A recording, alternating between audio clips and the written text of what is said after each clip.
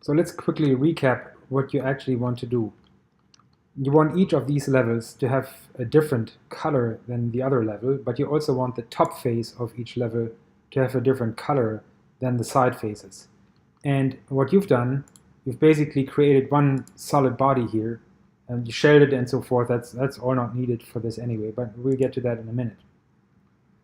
But the matter of fact is it's one solid body here. And that'll make that really difficult.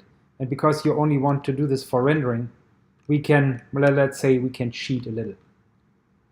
So I basically have done some of this already, and you can see that each level has its own color. And what I basically did, I sorted all the bodies that are created by these extrusions into their individual folders.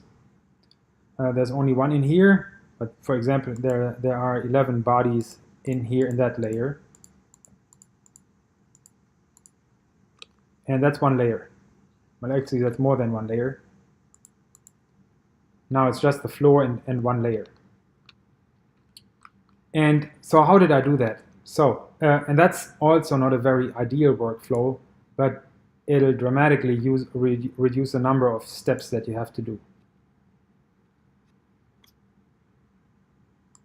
I'm going to roll the timeline back up to here and delete that stuff because we don't need it.